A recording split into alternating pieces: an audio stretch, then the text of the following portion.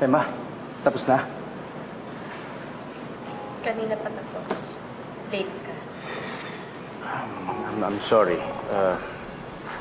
I'm sorry, hindi ko sinasadya. Nagpunta ako sa... Dinala ko si Georgia dahil sumakit yung tiyan niya. Dinala ko sa ospital. Emma, narinig ko yung tibok ng puso ng bata. Wala akong pakialam sa anak niya ng Georgia. May anak din tayo. At kahit patay na si Austin, nangako ka sa kanya, di ba? Na pupuntahan mo ang event na to. I'm sorry, hindi... Oras natin to para kay Austin. Inuna mo pa yung anak mo sa kabila. Ano? Kinakalimutan mo na si Austin. Ganun.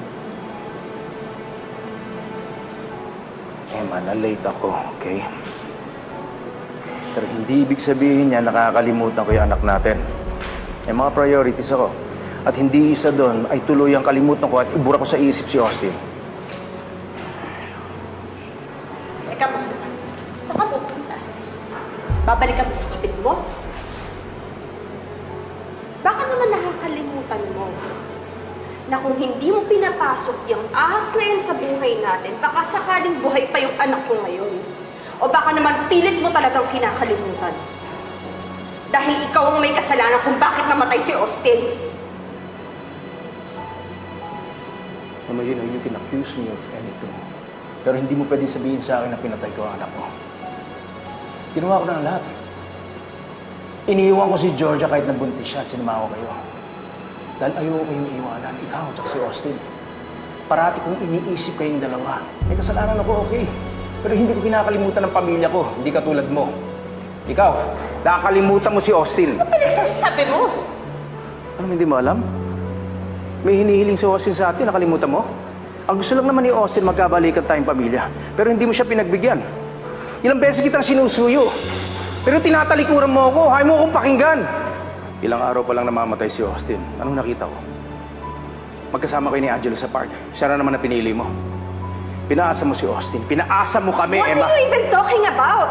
Hindi ko alam na nandun si Angelo. Nakita ko lang siya nandun. Ganyan ka naman eh. Prina-priority mo si Angelo. Ano naman ang nangyayari? Kaya sumasama ang loob ni Austin. Kaya niya nagawa yun. Naramdaman niya na ayaw mong bumalik ang pamilya natin. Ayaw mo na.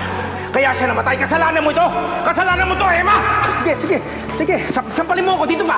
Dito ba? Kapag mukha mo nga. Sabihin sa akin yan! Sabihin mo lahat ng gusto mong gawin. Gawin mo! Saktan mo ako! Saktan mo ako! Sige, labas mo lahat ng galit mo. Sige, labas mo para matanggal yung guilt sa katawan mo. Sige, gawin mo pa. Dito ba? Dito ba? Kapal ang mukha mo! Tama na, anak. Tama na. Kapal ang mukha mo para sabihin sa akin yan na ang punot dulo ng lahat ng to, ikaw! Dahil ng babae ka, ikaw ang sumira sa pamilya mo! Ako lang. Sigurado kang ako lang may kasalanan at isipin mo nga yung sinasabi mo. Emma, pareha tayong may kasalanan dito. We probably deserve this. We probably don't. Pero isa lang ang malinaw sa atin. Isa lang ang malinaw sa akin. Wala na tayong ugnayan sa isa't isa. Dahil wala na rin si Austin. Tama ka. Wala na nga si Austin. Hindi na kita kailangang tiisin. Hindi na rin naman tayo kasal. Kaya dapat wala na talaga tayong ugnayan. At hindi na rin kita kailangang respetuhin pa. Sana ikaw na lang namatay. Sana hindi yung anak ko ang namatay. Sana ikaw na lang! Emma. Mabuti nga, ganyan na lang siguro ang arrangement natin. Para tayong patay sa isa't isa.